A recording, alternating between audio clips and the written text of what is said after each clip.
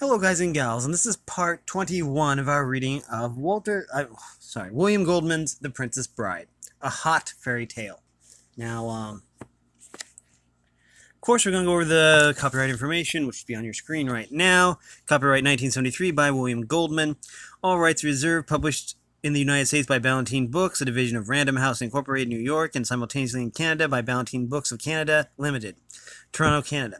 And it gives the Library of Congress catalog card number, the ISBN, the editions published, all that.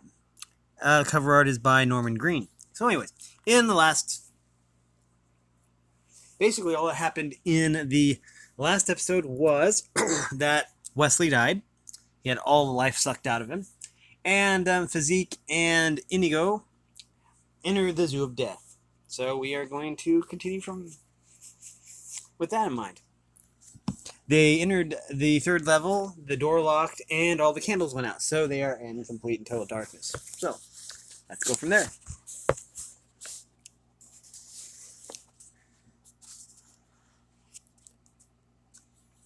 Okay, and then we're going to go over what happened. The door closed behind him, and the door quite clearly locked, and out went the candles on the high walls. "Don't be frightened," Inigo screamed. I'm not, Physique screamed right back, and then, above his heartbeat, he managed, "What are we going to do?" "Simple," said Inigo after a while. "Are you frightened too?" asked Physique in the darkness. "No, not remotely," Inigo said, with great care. "And before, I meant to say easy. I don't know how the got in there. Just we can't go back, and we certainly don't want to stay here. So we must just keep on going as we were before. These little things happen." Oh, before these little things happen. "Down in our direction, Physique, but I can tell you're a bit edgy about all this. So, out of the goodness of my heart, I will let you walk down not behind me and not in front of me, but right next to me, on the same step, stride for stride, and you put your arm around my shoulder because that will probably make me feel better. And I, so as not to make you feel foolish, will put my arm around your shoulder, and thus, safe, protected together, we will descend. Will you draw your sword with your free hand? I already have. Will you make a fist with yours? It's clenched. Then let's look on the bright side. We're having an adventure, Physique, and most people live and die without being as lucky as we are. They move down one step, then another, then two, then three. They got the hang of it. Why do you think they locked the door behind us?" Physique asked as they moved.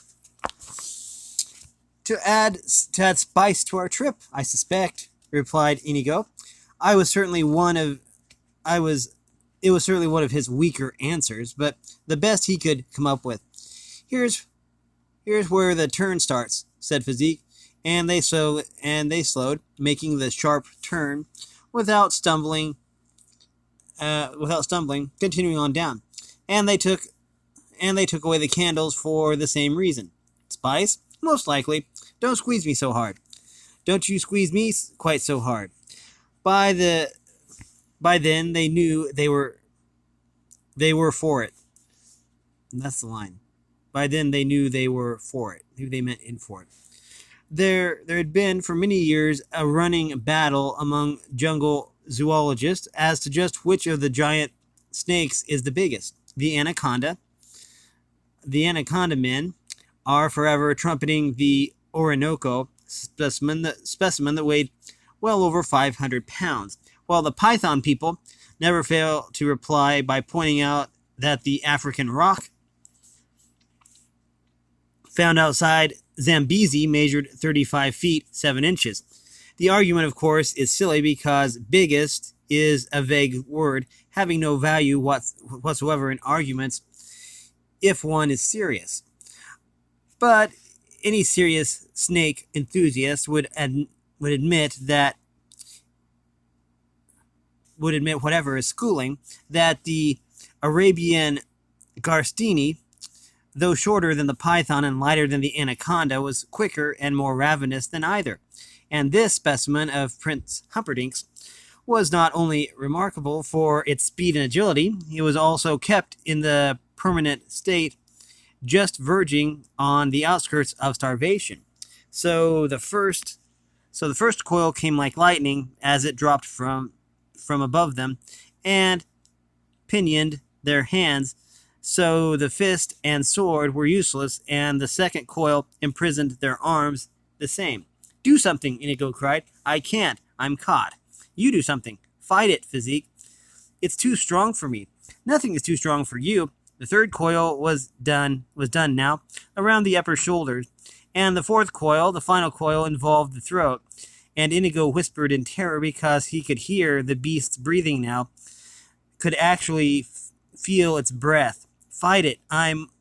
Physique trembled with fear and whispered, Forgive me, Inigo. Oh, Physique, Physique, what? I had such rhymes for you. What rhymes? Silence. The fourth coil was finished. Inigo, what rhymes? Silence. Snake breath. Inigo, I want to know the rhymes before I die. Inigo, I really want to know. Inigo, tell me the rhymes. Physique said, and by now he was very frustrated, and more than that, he was spectacularly angry, and one arm came clear, and one coil, and that made it a bit less of a chore to fight free of the second coil, and that meant he could take that arm and bring it to the aid of the other arm, and now he was yelling it out, You're not going anywhere until I know those rhymes.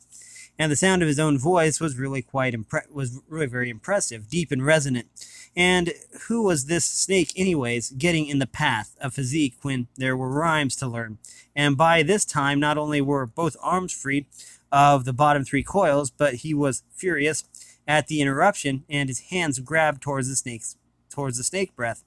And he didn't know if snakes had necks or not, but whatever it was that you called the part that was under its mouth, that was the part he had between his great hands, and he gave it a smash against the wall, and the snake hissed and spit, but the fourth coil was looser. So Physique smashed it again and a third time, and then he brought his hands back a bit for leverage, and he began to whip the beast against the wall, like a native washerwoman beating a skirt against rocks. And then the snake was dead. Inigo said, Actually, I had no specific rhymes in mind. I just had to do something to get you into action.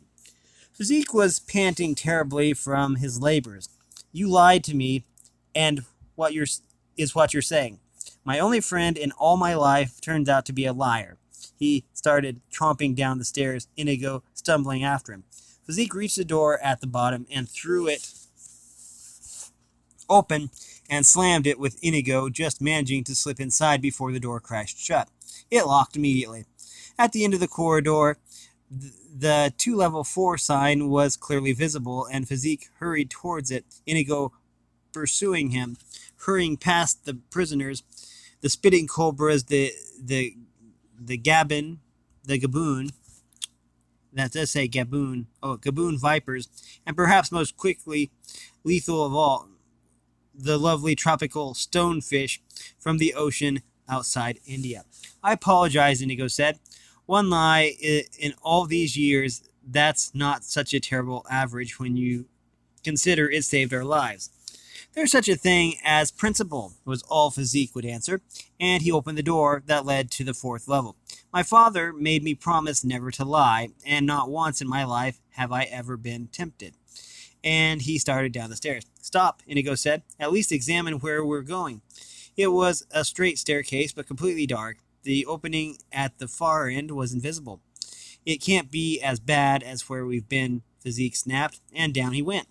In a way, he was right, for Inigo, bats were never the ultimate nightmare. Oh, he was afraid of them, like everybody else, and he would run and scream if they came near in his mind, though hell was not bat infested. But Physique was a Turkish boy, and people claim the fruit bat from Indonesia is the biggest in the world.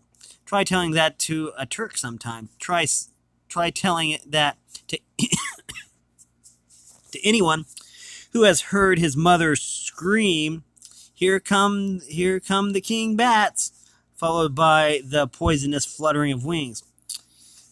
"Here come the king bats," Physique screamed, and he was quite literally, as he stood halfway down the dark steps, paralyzed with fear. And behind him now, doing his best to fight the darkness, came Inigo, and he had never heard that tone before, not from Physique. And Inigo didn't want bats in his hair either, but it wasn't worth that kind of fright. So he started to say, "What's so terrible about King Bats?" But what was all he had time for before Physique cried, "Rabies!" Oh, I guess he has a point there. Rabies! And that was all Inigo needed to know, and he yelled, "Down, Physique!" And Physique still couldn't move, so Inigo felt for him in the darkness, and the fluttering grew louder, and with all his strength he slammed the giant on the shoulder, hollering, "Down!" And this time Physique went to his knees obediently, but that wasn't enough, not nearly. So Inigo slammed him again, crying, "Flat, flat, all the way down," until Physique lay on the black stairs, shaking, and Inigo knelt above him, the great six-fingered sword flying into his hands. And this was it. This was the test to see how far down the 90 days of brandy had taken him. How much of the great Inigo Montoya remained. For yes, he had studied fencing, true. He had spent half his life and more learning the Agrippa attack and the Bonetti defense, and of course he had studied the Thibault, but he had also one desperate time spent a summer with the one Scot who ever understood swords, the crippled McPherson, and it was McPherson who scoffed at everything Inigo learned. Oh, knew. It was McPherson who said, Thibault is fine if you're fighting in a ballroom, but what if you meet your enemy on terrain that is tilted, and you are below him?" And for a week Inigo studied all the moves from below, and then McPherson put him on a hill in the upper position, and when those moves were mastered, McPherson kept right on, for he was crippled. His legs stopped at the knee, and so he had a special feel for adversity. "And what if your enemy blinds you?" McPherson once said. He throws acid in your eyes, and now he dives in for the kill. What do you do? Tell me, Spaniard. Survived that, Spaniard, and now wait for the charge of the king bats. Inigo flung his mind back towards the McPherson moves, and you had to depend on your ears. You found his heart from his sound, and now, as he waited above him, Inigo could feel the king bats massing, while below him Physique trembled like a kitten in cold water. "Be still," Inigo commanded, and that was the last sound he made because he needed his ears now, and he tilted his head toward the flutter, the great sword firm in his right hand, the deadly point circling slowly in the air. Inigo had never seen a king bat, but knew nothing of them. How fast were they? How did they come at you? At what angle? And how many made each charge? The flutter was dead above him now, 10 feet perhaps more. And could bats see in the night? Did they have that weapon too? Come on, Inigo was about to say, but there was no need, because with the rush of wings he had expected and a high, long shriek he had not, the first king bat swooped down at him. Inigo waited. The flutter was off to the left, and that was wrong because he knew where he was, and so did the beasts. So that meant they must have been preparing something for him. A cut, a sudden turn, and with all control left to his brain, he kept his sword just as it was, circling slowly, not following the sound, until the flutter stopped, and the king bat veered to silence against Inigo's face. The six-fingered sword drove through like butter. The death sound of the king bat was close to human, only a bit higher pitched and shorter, and Inigo was only briefly interested because now there was a double flutter. They were coming at him from two sides, and one right, one left, and McPherson had told him always move from strength to weakness. So Inigo stabbed first to the right, then drove left. The two more almost human sounds came and went. The sword was heavy now, three dead bats changing the balance, and Inigo wanted to clear the weapon, but now another flutter, a single one, and no veering this time, straight and deadly for his face. And he ducked, and was lucky. The sword moved up and into the heart of the lethal thing. And now there were four skewered on the sword of legend. And Inigo knew he was not about to lose his fight, and from his throat came the words, "I am Inigo Montoya, and still the wizard. Come for me." And when he heard three of them fluttering, he wished he had just a bit more modest. He wished that he had been just a bit more modest, but he was too late for that. So he needed surprise, and he took it. Shifting position again, the beasts standing straight, taking their dives long before they expected it, and now there were seven king bats, and his sword was completely out of balance. And that would have been a bad thing, a dangerous thing, except for one important aspect. There was silence now in the darkness. The fluttering was done. "Some giant you are," Inigo said then, and he stepped over Physique and hurried down the rest of the darkened stairs. Physique got up and lumbered after him, saying, "Inigo, listen, I made a mistake before. You didn't lie to me. You tricked me. And father always said tricking was fine, so I'm not mad at you anymore. And is that all right with you?" "It's all right with me." They turned the knob on the door at the bottom of the black stairs and stepped into the fourth level. Inigo looked at him. "You mean you'll forgive me completely for saving your life if I completely forgive you for saving mine?" "You're my friend, my only one." "Pathetic. That's what we are," Inigo said. "Athletic." "That's very good," Inigo said. So Physique knew they were fine again. They started toward the sign that said to level 5, passing strange cages. "This is the worst yet," Inigo said, and then he jumped back behind because behind a pale glass case, a blood eagle was actually eating what looked like an arm. And on the other side, there was a great black pool, and whatever was in it was dark and many-armed, and the water seemed to get sucked towards the center of the pool, where the mouth of the thing was. "Hurry," Inigo said, and he found himself trembling at the thought of being dropped in the black pool. They opened the door and looked down toward the fifth level. Stunning. In the first place, the door they opened had no lock, so it could not trap them. And in the second place, the stairs were all brightly lit. And in the third place, the stairs were absolutely straight. And in the fourth place, it wasn't a long flight at all. And in the main place, there was nothing inside. It was bright and clean and totally without the least doubt empty. I don't believe it for a minute," Inigo said, and holding his sword at the ready, he took the first step down. "Stay by the door. The candles will go out any second." He took a second step down. The candles stayed bright. A third step, a fourth. There was only about a dozen steps in all, and he took two more, stopping in the middle. Each step was perhaps a foot in width, so he was 6 feet from Physique, 6 feet from the large, ornate green-handled door that opened onto the final level. "Physique?" From the upper door. "What?" "I'm frightened." "It looks all right, though." "No, it's supposed to. That's to fool us.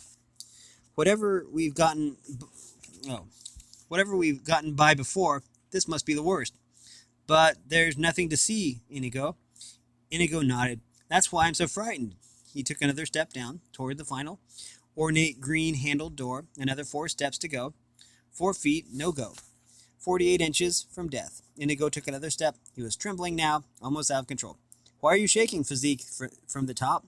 Death is here. Death is here. He took another step down. 24 inches to dying.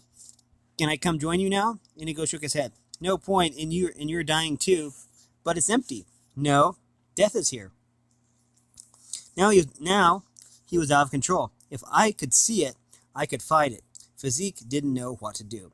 I'm Inigo Montoya, the wizard. Come for me. He turned around and around, sword ready, studying the brightly lit staircase. Now you're scaring me, Physique said, and he let the door close behind him and started down the stairs. Inigo started up after him, saying, No. They met on the 6th step. 72 inches from death now. The green speckled recluse doesn't destroy us quickly as the stonefish, and many think the mamba brings more suffering.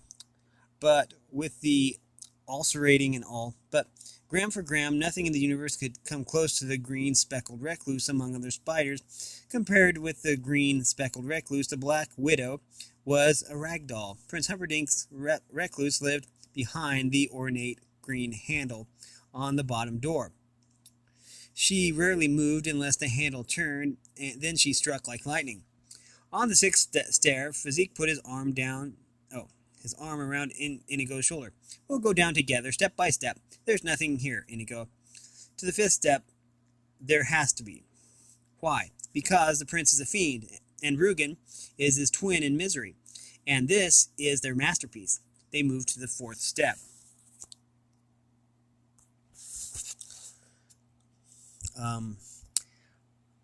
That's wonderful thinking, Inigo, Physique said, loud and calm, but inside he was starting to go to pieces because here he was in this nice bright place, and his one friend in all the world was cracking from the strain, and if you were Physique and you hadn't much brain power, and you found yourself 4 stories underground in a zoo of death looking for a man in black that you really don't think was down here, and the only friend you had in all the world was going quickly mad, what would you do? 3 steps now. If you were Physique, you panicked because if Inigo went mad, that meant that the leader of the whole expedition was you, and if you were Physique and knew the last thing in the world you could ever be was a leader, so Physique did what he always did in a panic situation. He bolted. He just yelled and then jumped for the door and slammed it open with his body, never even bothering with the niceties of turning the pretty green handle. And as the door gave behind his strength, he kept right on running until he came to the giant cage, and there inside and still lay the man in black. Physique stopped then, relieved greatly because seeing the silent body meant one thing. Inigo was right, and if Inigo was right, he couldn't be crazy, and if he wasn't crazy, then Physique didn't have to lead anybody anywhere, and when that thought reached his brain, Physique smiled. Inigo, for his part, was startled at Physique's strange behavior. He saw no reason for it whatsoever, and was about to call after Physique when he saw a tiny green speckled spider scurrying down from the door handle. So he stepped on it with his foot, and he hurried on to the cage. Physique was already inside the place, kneeling over the body. Don't say it, Inigo said, entering. Physique tried not to, but it was all over. But it was on his face, dead. Inigo examined the body. He had seen a lot of corpses in his time, dead. Then he sat down miserably on the floor and put his arms around his knees and rocked back and forth like a baby, back and forth, and back.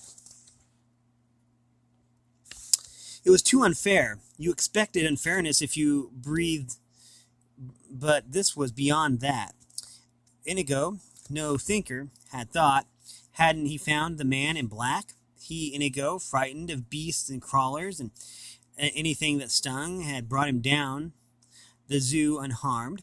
He had said goodbye to caution and stretched himself far beyond any boundaries he ever dreamed he possessed. And now, after such effort, after being reunited with Physique on this day of days, for this one purpose, to find the man, to help them find a plan, to help him revenge his dead Domingo, gone, all was hope. Oh, all was gone. Hope, gone. Future, gone. All the driving forces in his life, gone. Snuffed out, beaten, dead. I am Inigo Montoya, the son of Domingo Montoya, and I do not accept this. He sprang to his feet, starting up the underground stairs, stopping only long enough to snap commands. Come along, bring the body. He searched through his pockets for a moment, but they were empty. From the brandy. Have you got any money, Physique? Some. They pay well on the Brute Squad. Well, I just hope it's enough to buy a miracle. That's all. When the knocking started on his hut door, Max almost didn't answer it. Go away, he almost said, because lately it had been only kids come to mock him, except this was a little past the time for kids being up. It was almost midnight, and besides, the knocking was both loud and, at the same time, rat-tat-tatty, as if the brain was saying to the fist, hurry it up, I want to see a little action. So Max opened the door a peek's worth. I don't know you. We're going to stop that here. We've been reading from The Princess Bride by William Goldman. It is a hot fairy tale. If you like this content, then make sure you like and subscribe and ring the bell so you know when I upload. Also, if you want to support me in any way, or if you want to join the Discord server, all the information will be in the description below. As always, thanks for watching, everyone, and have a great day.